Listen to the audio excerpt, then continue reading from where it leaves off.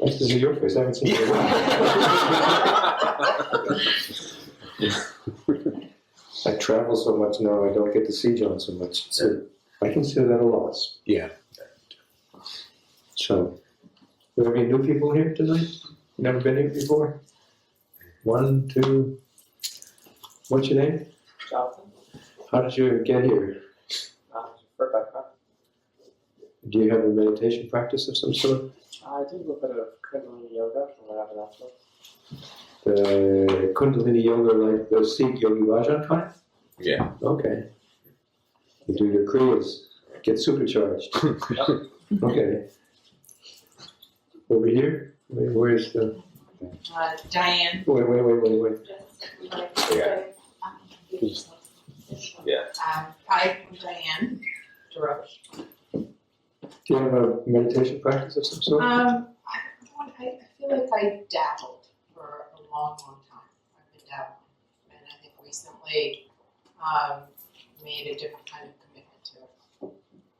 Oh, okay. What did you dabble in? What kind of meditation? Everything from Christian mysticism to, Kundalini to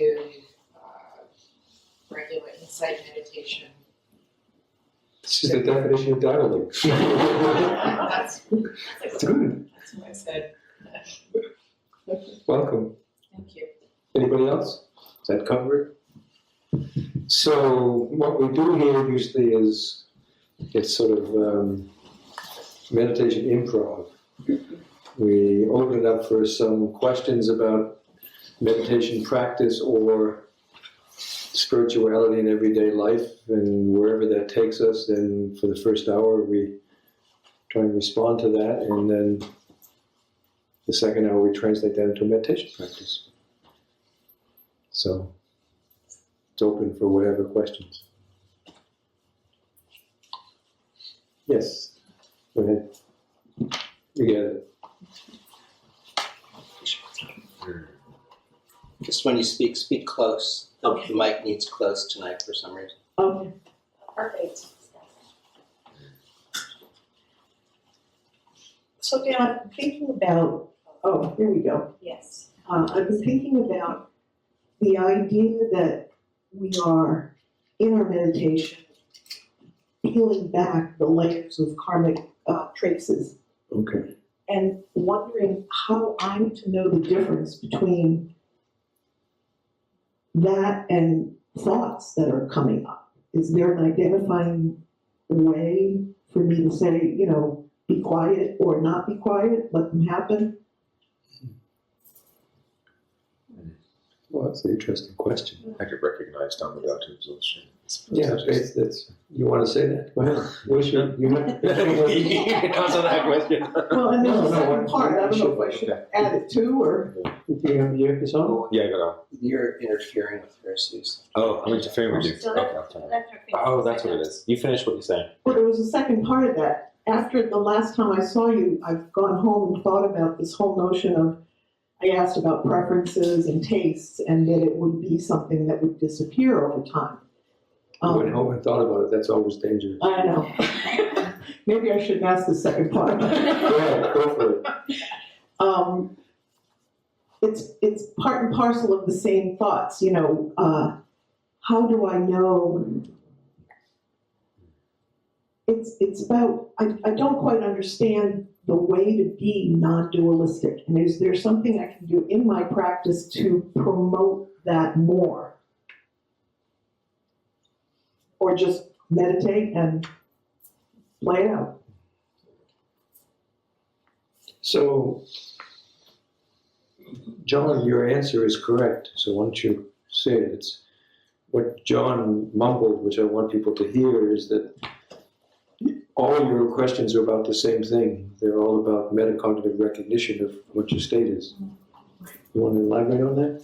I just said it's part of it was around recognizing what is done, what we would call down without exhaustion, meaning how to recognize that whatever's unfolding is unfolding and it's self-liberating, as opposed to just unfolding and just continuing to spew out more stuff. Right. So what's liberated? What's a mind that's liberated, but because of that everything is arising? And what is a mind that isn't liberated and everything's arising because that's just the momentum of your mind? That's my question. Right. Okay, so the hard essence of your question is about metacognition. And metacognition means the capacity to step back and to correctly be aware of and or monitor your state of mind and to know what that is. Now, metacognition in the West has a checkered history. The introduction of metacognition as a concept in the history of ideas in the West began in 1979 with a psychologist at Stanford whose name is John Flavel, and he was probably most famous for his translation and interpretation of the Swiss child psychologist Jean Piaget's work. And that later in his career he got interested in metacognition, which he defined as thinking about thinking. And now we know that that's wrong. You're not thinking about thinking, you're aware of your thinking, or you're aware of any other state of mind. You see, what we presume in the West is the dominant model for knowing is thought, conceptual knowing. Whereas in Buddhism, the Buddhist logicians like Dignatta, Chandrakirti, and others set a strong infrastructure to understand that there are two modes of knowing. There's knowing conceptually, and there's knowing through direct awareness, which is non-conceptual. It's non-representation. And we don't acknowledge direct awareness knowing or metacognitive knowing as something that exists in the West. If we step back and look at our state of mind, it means that we're thinking about our state of mind. Well, that's way too slow. But in terms of these two ways of doing metacognition, thinking about thinking, or direct awareness of and monitoring and evaluation of your state, the neurobiological evidence strongly favors the Buddhist position, because the metacognitive center is the right dorsolateral prefrontal cortex. So, and that's activated in meditation. So if you're doing good old concentration meditation and you're constantly with effort bringing your mind back to the concentration object, like the rising and falling of the breath, as compared to chasing after thought or sense experience that's distracting. What allows you to see when you get distracted is metacognitive awareness. What allows you to know when the meditation is off and you need to self-correct it because you've gotten into some bad habit is metacognitive awareness. What allows you to know when the meditation is set up right so you can know what those conditions are so you can set up right the next time and keep setting it up right is metacognitive awareness. Now, if you look at the neuroimaging of standard concentration meditation, when people when they effortlessly focus on one thing and tune everything else out, they activate the ACC, the anterior cingulate cortex, part of the prefrontal system. But in one study that was done out of Richie Davidson's lab, what distinguished between beginning and advanced concentrators, and that has nothing to do with time of meditating. It has to do with level of skill. So some people can be advanced concentrators after a month, and some people can be beginning meditators after 10 years. What distinguished the two groups based on skill was not only the activation of the ACC, but the activation of the right dorsolateral prefrontal cortex. Smart meditators are always looking into the nature of the quality of the concentration and making corrections. Or as you've heard me say before, the old Sufi tale. A log sits on a woodpile very quietly for years, but logs never realize God. So don't sit like a log, sit intelligently. The best meditators, when they're concentrating, are always evaluating the quality of the meditation, not with thought. In terms of metaphors of neurocircuitry, the right dorsolateral prefrontal cortex is part of the executive control system. It has to do with awareness. It has nothing to do with the secondary cortices, which have to do with thinking. So essentially, this idea that metacognition is thinking about thinking from a neurocircuitry point of view is wrong. The right dorsolateral prefrontal cortex is direct, immediately knowing of your state, just seeing into it and knowing it. The Tibetan equivalent for that is called Shojin, which Dalai Lama now translates as metacognitive awareness. It's one of the necessary ingredients for awakening. But the use of metacognition is something that's necessary in every stage of the path. You can't just sit and practice. You always have to look into the nature of the quality of your practice and keep improving it. So, when you're concentrating, what does that mean? It means two things. Recognizing more and more quickly when you get distracted. Thought's too slow to recognize that. But awareness isn't, because awareness works with the speed of light, metacognitive awareness. And secondly,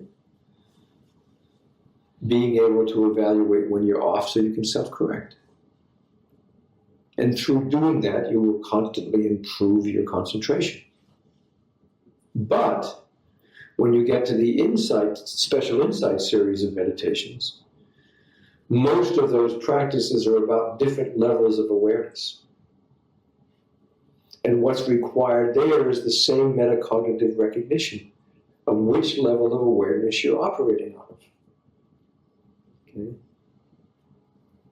So there's two technical terms there. One of those technical terms is chuyu. It's hard to translate. I like to translate it as basis of operation. Where are you operating out of? Where are you coming from? What's your operating system at this given point in time?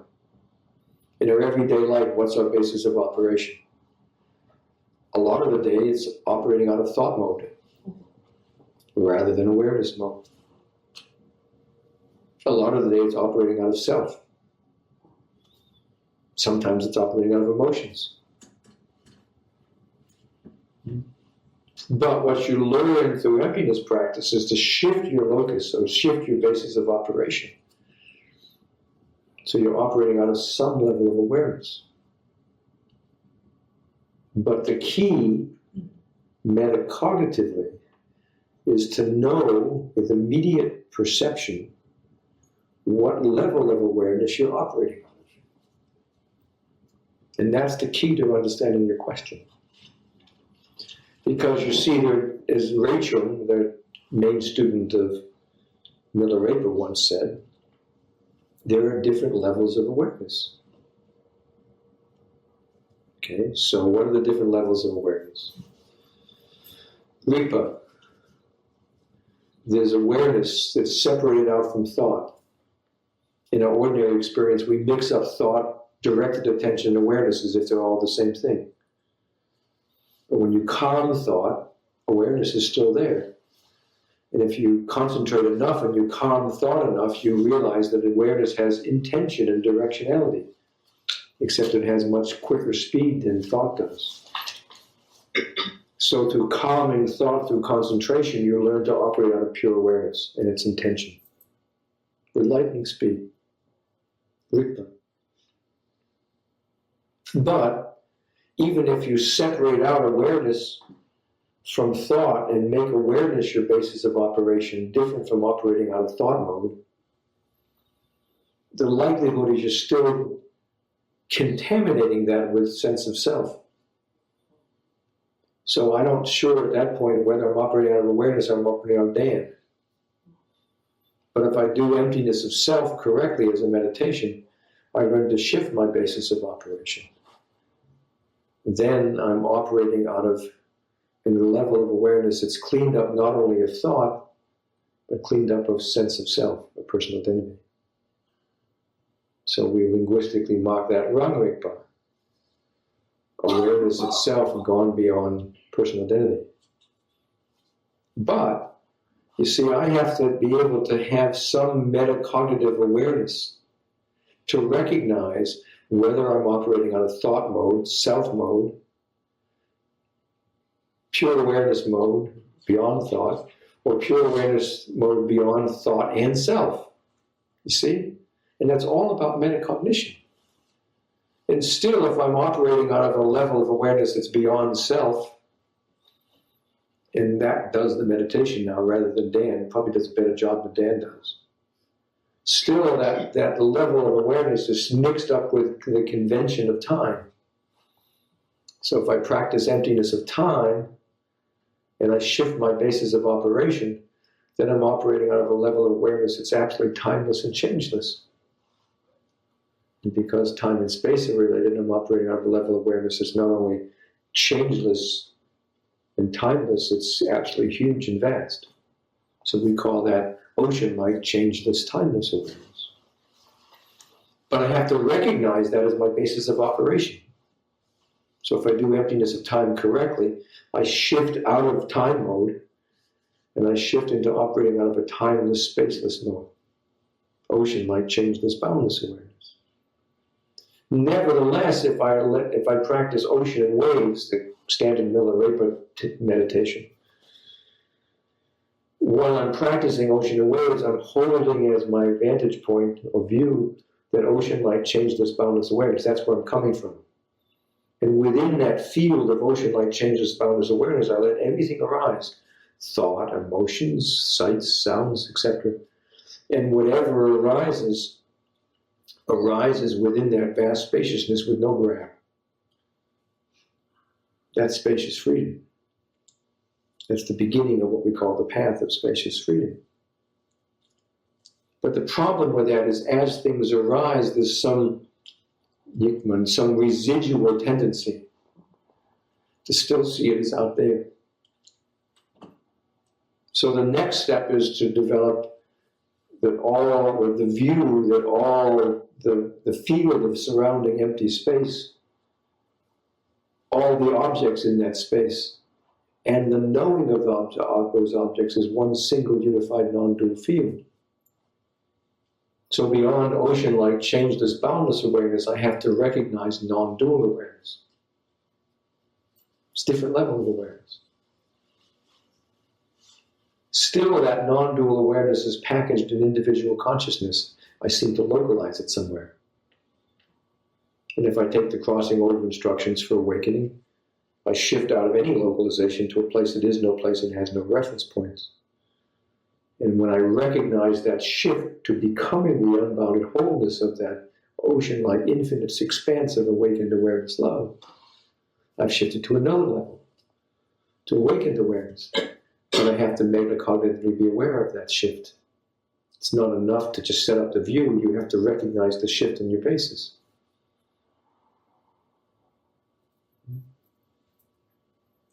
Then, if I have awakening, and I'm operating out of that unbounded wholeness of awakened awareness love, and I stabilize that so I have it all the time, within that vast expanse, whatever arises as the liveliness of that awakened awareness itself. It's all awareness. And I set up the view of what we call the inseparable pair of the universal base or groundless ground, the vast expanse, and the liveliness of whatever arises within that. It's all the same non-dual field. And if I let everything arise and let everything go its own way without reacting to it or engaging it at all, then I set up another view, which is called self-arising, self-liberating. Everything arises in and by itself, left completely in its own way without any mental engagement, immediately liberates itself, leaving no trace. If I set up that view correctly, and I do that all the time, then that's the view that allows me to no longer form any new karmic impressions, because it's the mental engagement of whatever comes up that forms new karmic memory traces. So if I set up the view just right, so I'm not forming any new karmic memory traces, then it initiates the mind to release all the previous karmic memory traces from lifetimes at a rapidly accelerated rate. We call that process dharmadhatu exhaustion. Now, you have to look for the signs that you're doing it correctly. First, everything disappears immediately, nothing sticks. We call that leaving no trace. Or like raindrops falling in a great ocean and immediately melting into the ocean. The next sign is it becomes completely automatic, it just goes by itself. And the next sign is what's called stainlessness or clean mind. All of the karmic impressions release themselves so that the ratio of impure to pure states shifts. The balance shifts to pure states.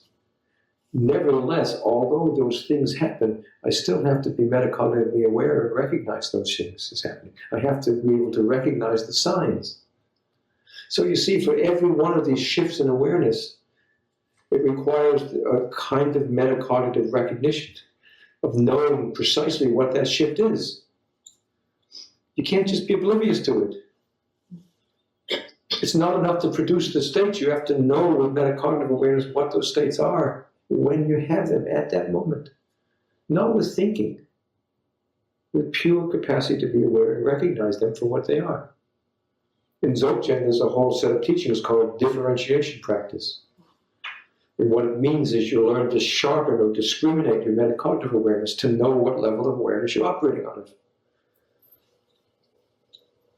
So as you see, that's what's behind your question. Mm-hmm. It's metacognitive awareness of your level of awareness. How do I know when it's non-dual? Well, you see it. Or you learn to see it. How do I know when I'm doing dharmadhatu exhaustion? Because you see it. How do I know if I'm getting it right? Because there are these three signs that you look for that you can see.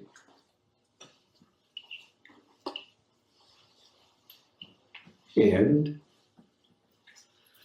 if you have very good metacognitive capacity, we talk about best capacity, middling, and lesser capacity students. And what differentiates capacity is in part metacognition. The best capacity students have metacognition so they can recognize and see clearly what's going on here. If you don't have it, you can learn to sharpen and develop that metacognitive capacity.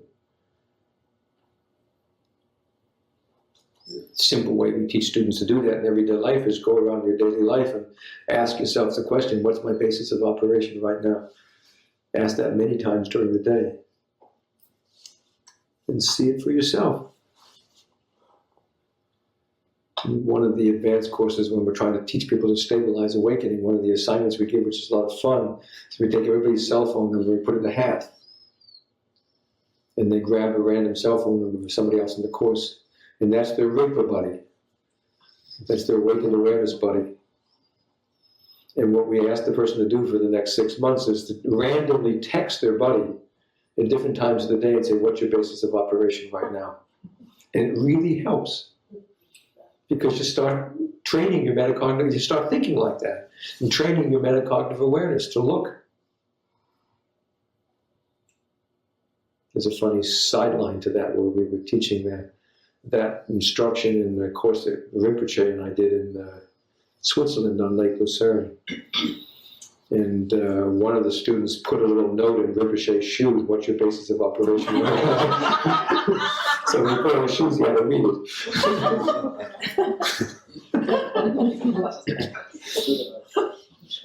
But he got the point, what we were trying to do.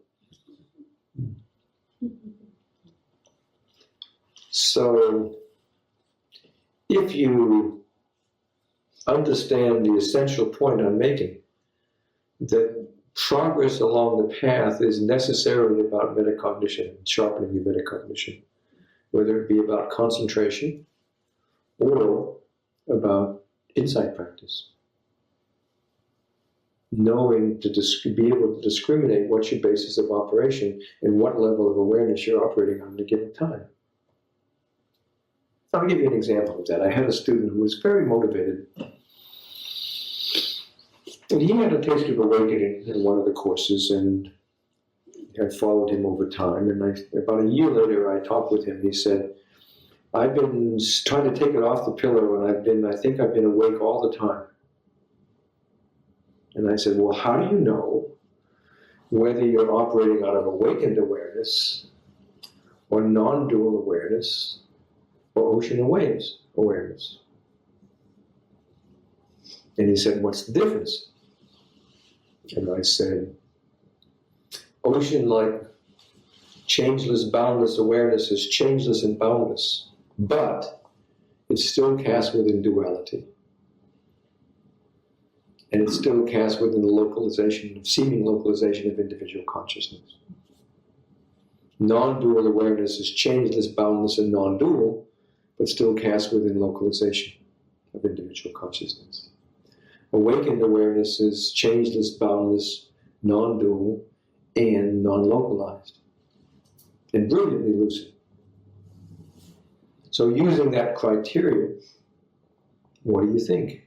And he said honestly, and he was honest, he said, I've mostly been in ocean and waves, and sometimes in non-duality, and probably never in awakened awareness. And I said, well, how do you know that? And he said, because based on your description, what I've learned is I'm using the wrong criteria. I've been using boundlessness as the criteria. Boundlessness is not a criterion for awakened awareness. That's a common mistake. Nor is non-duality, and that's important because there's a lot of people out there teaching non-dual practices in Dzogchen now. I've been looked at their websites rather carefully. And they give the false impression that non-duality is awakening. It's not. It's a precursor. But it's not the same because you're using the wrong criterion again. Non-duality is still localized. And you're still operating out of your information processing system. Can't be awakening. So as long as you're trying to know what your basis of operation is, the needing to know would mean you identify with individual consciousness, because the needing to know, the activity of trying to know something, is itself meaning that you identified not with awakened awareness. So the question itself reveals where your basis of operation is. However, it's still important to sharpen your metacognitive awareness. Not a need to know, but you need to know. You know the difference here. Yeah. You still have to do it correctly. Because I think, if you read between the lines, it's that sharpening metacognitive awareness is what differentiates the best capacity students and the ones who advance the quickest on the path. That's well established in the neuroimaging studies on concentration. And it has nothing to do with length of time. The best concentrators use not just training concentration, but the sharper metacognitive awareness to know when they're concentrating well and how to self-correct, and to know when they go off and not get lost in it. The best people doing emptiness practice know what level of awareness they're operating on, and they can tell immediately through metacognitive awareness, not thinking, what the basis of operation is, and they've sharpened that. But you've got to use the correct criteria.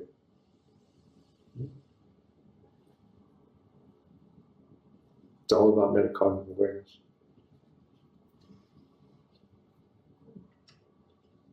A log sits on a wood pile for years, very still, but never realizes God. So don't sit like a log, sit intelligently.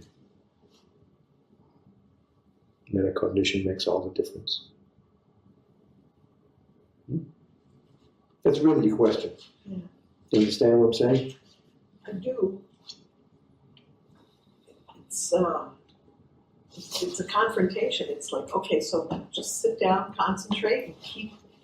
Not just concentrate and monitor the quality of your concentration, not by thinking about it or doubting it, but by seeing into it with clear awareness. Right. Metacognitive awareness.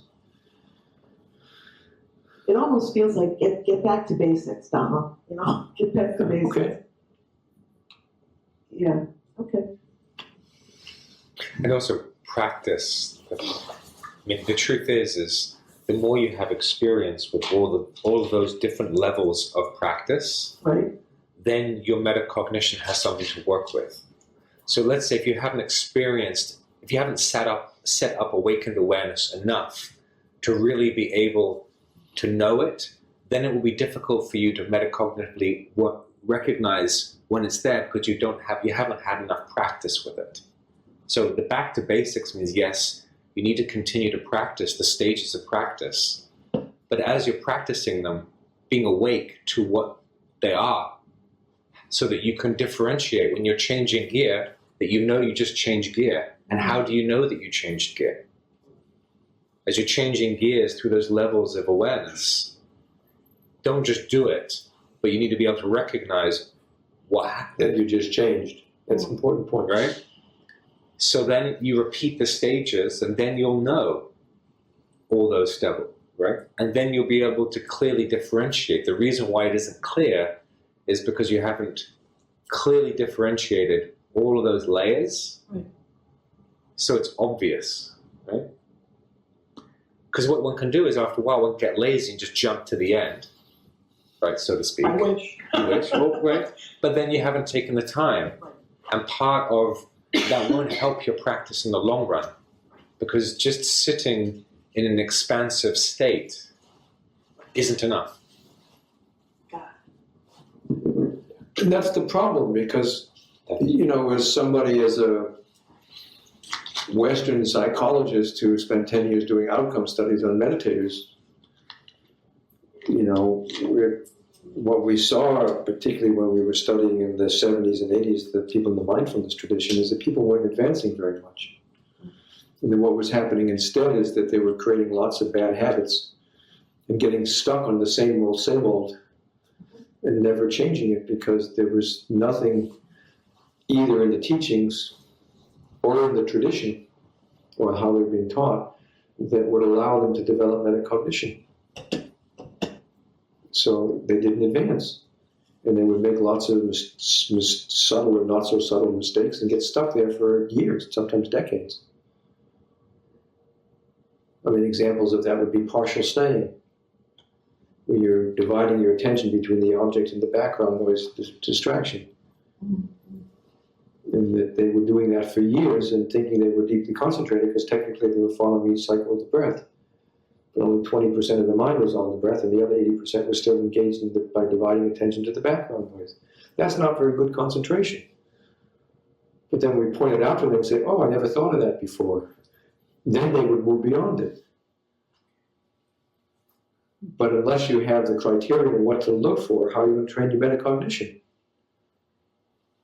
That's where good teaching comes in. If I don't explain to you, this is what you look for, and these are the pitfalls you look for, how do you know? And you keep making the same old mistake over and over again. But there are many people who sit for years and years and never reflect on the quality of their practice. They just uncritically accept it, because that's what they were being taught. It might not even be good practice. So you have to match the practice with some intelligence about what you're doing. You don't leave your intelligence outside the door. If you don't, you're very vulnerable to creating bad habits and getting into those bad habits in a way that you never get beyond them. Whether it be concentration or insight practice, either way.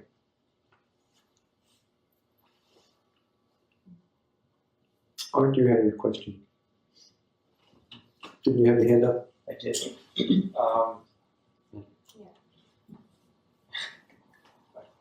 This whole discussion has raised another question for me, but I'll go back to the original. Either way, yeah. No, sorry. Watch out, I got that Dharma protector. My question had to do with going through the stages and recognizing where you are in terms of your awareness, and having that interrupted by things that have very deep attachment for you, particularly relationships. And what relationships are the path.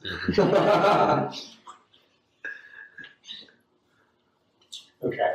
This is Western Dharma. The Dharma, the teachings coming to the West, is we do them in the context, in the midst of all of samsara, which for Westerners means a lot of that's about relationships. Well, If you can't do it in relationships, then it's not, what good is your practice? the relationships I find particularly loaded in terms of They are loaded. Look at popular music. They're all about attachment and relationships. Every song. I mean, It's dominant in our culture. the self is a relational structure, right? So, of course, by the very nature, Except you. well, except for me, thank you, except for British people, The classic British humor comes out. and then the self is truly self-existent and autonomous. But for colonial people, where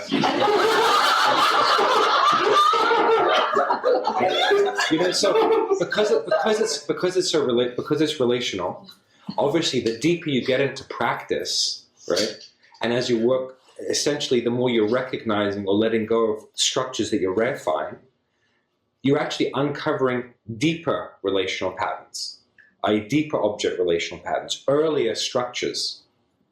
So in that sense, as Dan puts it, is every time you're in relationship, right, it's so very easy, we know from a Western perspective, to project something onto the relationship, the past, rather than actually see. Because the only way you'd actually see who's really there is if you're actually awake. Because In other words, you can't see people through conceptual mode of knowing. through any of the layers, which is why in the tantras, the practice is, you have to see yourself as a Buddha and see everybody else as a Buddha. Because the moment you don't see somebody else as a Buddha, so to speak, as an expression of awakened awareness, you're no longer an awakened awareness. In the turn of the century, in the late 1800s, the past century, there was a very popular movement that didn't last very long, maybe about 20 years, called introspectionist psychology. And the reason why that failed with great proponents like William James and others was the problem of the stimulus era. When they did something like testing for measuring pain threshold or visual recognition threshold, they came up with the problem of the stimulus era. When a person gives you a verbal report of a recognition threshold for pain, for sight, or whatever else, how do you know that's an accurate report of the actual threshold, or it's a report about their idea about the threshold?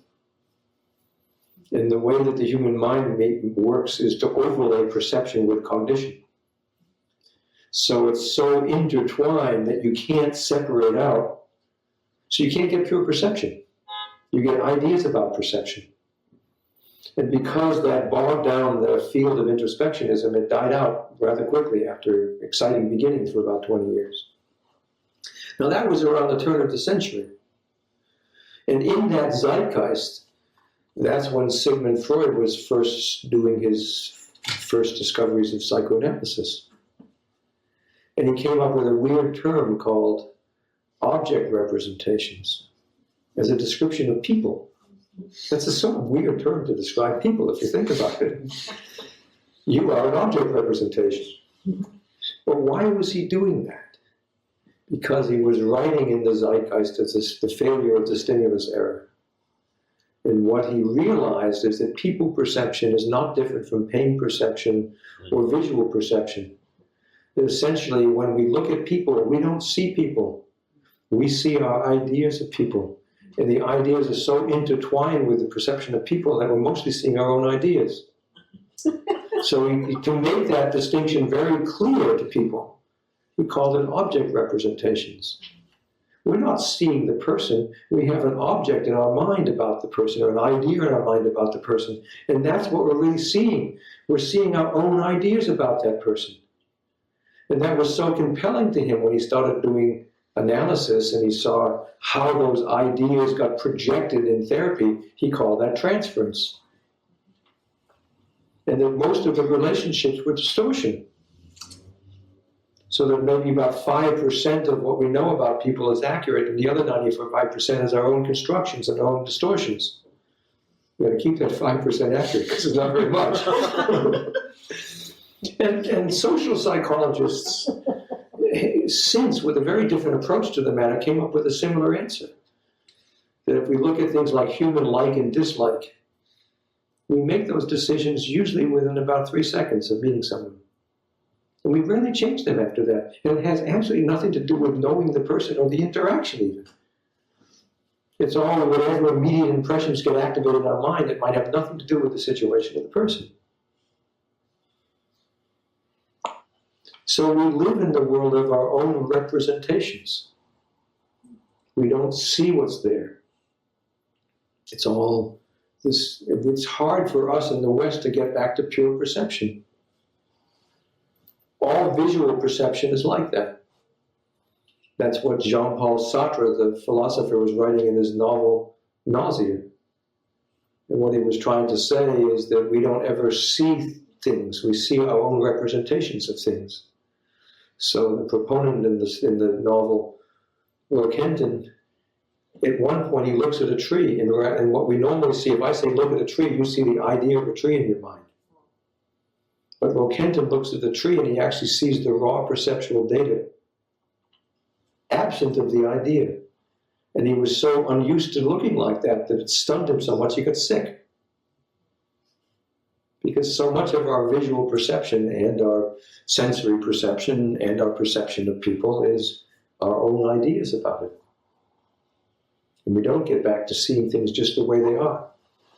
And that belies an underlying bias in the West that the only mode of knowing is conceptual. Meditation doesn't take that view. The real mode of knowing is direct awareness, or metacognitive awareness. But you have to train that over and against the biases of your otherwise all you see is your own projections. And you have to move beyond seeing your own projections. And that's especially true around people, because the projections have more of an emotional overlay to them. Which is why it's such a good litmus test, actually, is that if it's truly in a relational context, then you can really see who somebody is, then it would indicate your realization is pretty stable because it's challenged continually by relationship. If you're in a cave, it ain't, not the same as having your mother to come and visit for The Tibetan point of view would be that all visual perception, all sensory perception, all perception of people perception is all diluted. It's all distorted by all the stories and constructions and projections, especially so with people, because we have all the five poisons. We get a strong emotional overlay to those constructions. All the more necessary that we sort out perceptions of people and see them the way they really are, apart from all our projections and what gets activated and all the karmic memory traces that get activated in us when we interact with people and nothing to do with them. So you see, in terms of the Dharma coming to the West, this is the cutting edge of practice. To live in the midst of samsara and samsaric relationships and to work it all out and see it the way it is. And I don't think it's any accident why the teachings are coming to the West. This is what will change the Buddhist teachings is in coming to the West, they will become relationally based teachings. Because if you look at the kind of relationships that traditional culture had, most of them were highly ritualized and formalized. And so you can hide within that to some extent. Like any ritual, you can hide within the form. But in the West, we're much more egalitarian in our relationships. So they're much more complex, less place to hide and roll than even 50 years ago in the West. Thank you. Mm-hmm. And the more if you practice the Dhamma around relationships, then you have to look at your own constructions metacognitively. You have to look at all of the strong emotions that come up metacognitively and see them all as empty constructions of mind and move beyond them. Then you have an opportunity to really see the person for who they are. Direct awareness of who they are rather than through all the projections and stories and all that kind of stuff. That becomes the basis of compassion. You can genuinely be open to and kind to someone for who they are because you worked out all that stuff. think I'll go back to my cave. There's no time for caves. I think he means the basement. There's no time for caves. You know, my first root lama, I really respected him. He came over here in really the mid-1950s, before Tibet was taken over. And the first students with him, people like Jeffrey Hopkins and Bob Thurman, who were monks. It didn't last long. Bob Thurman was a monk for about 2 years. And he went to visit my root Lama Geshe Wangyal's main teacher, who was Ling Rinpoche, who was the Dalai Lama's senior tutor. And he had to come back to the state to do something, and then Ling said to him, "You won't make it back to the States before you break your vows." Bob thought that was stupid, and he didn't really take it seriously, but he had a flight back and had about a 4-hour stopover in, I think, London, and met his then wife-to-be, Nena, in the airport. That was the end of his monkness. They've been together ever since. And Ling saw that ahead of time. And my first root Lama, Geshe Wangyal, used to say, everybody who lived with him in his retreat house, they were involved in terribly messy and complicated relationships. And he used to say, this is the West, it's not a time for monks anymore. And even though he was a monk, I really appreciated what he did, because he actually had a girlfriend. He was in his 80s, she was in her late 70s. And she would come out for the weekends and they would hang out together. And probably had an intimate relationship together for about 10 years. And if you asked him about that, he said, well, how can I teach in the West if I don't know about this relational stuff? And rather than committing sexual misconduct on all of his students, he did something which was honorable, which I always respected as a model. He got somebody his age who wasn't a student and had a regular, intimate relationship with, so he could learn why this was so important to Westerners. He wanted to know as a former monk. That was a great teaching. But he was sincerely interested in what all this relational stuff was that we all get caught up in the West, because we all got caught up in when I was with him in my 20s, I was really caught up, as everybody else was at that age. This is the stuff you work with. It's the harder stuff to work with. There's a level of practice called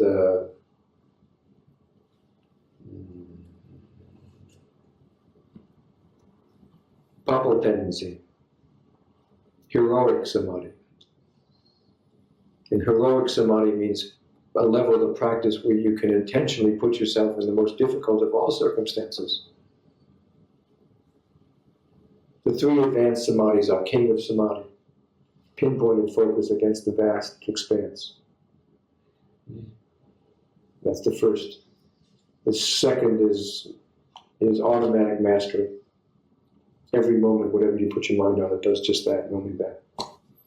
And the third one, the most advanced of all, is heroic samadhi. And you intentionally put yourself in the most difficult of life circumstances as a way of deepening your practice. So for the West, that would mean putting yourself in relationships. And especially family relationships. In other words, the holidays, you just overcome the holidays. There's your practice.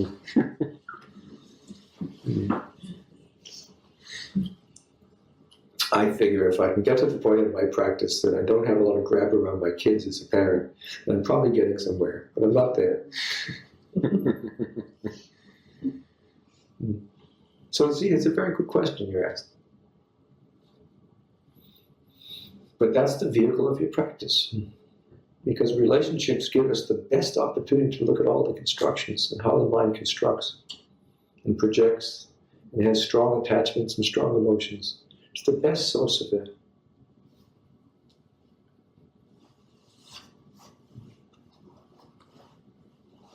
Dharma coming to the West means relational-based Dharma. Our great traditions of growth are psychotherapy, which is always relationally based. The best cutting edge of teachings is to do it in the context of relationships.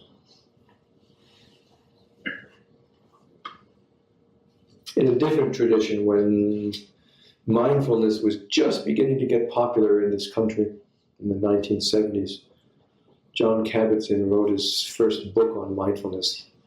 And he took the title of his book from a line from Zorba the Greek. He called it Full Catastrophe Living. Because Zorba, at one point in the film, talks about how his passion in life is to involve himself completely steeped in the full catastrophe of everyday life. That's Western Dharma. And Zorba the Greek is our Western Lama.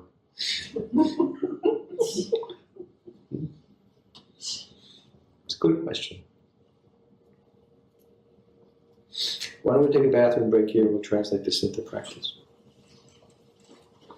10-minute break. So take your seat.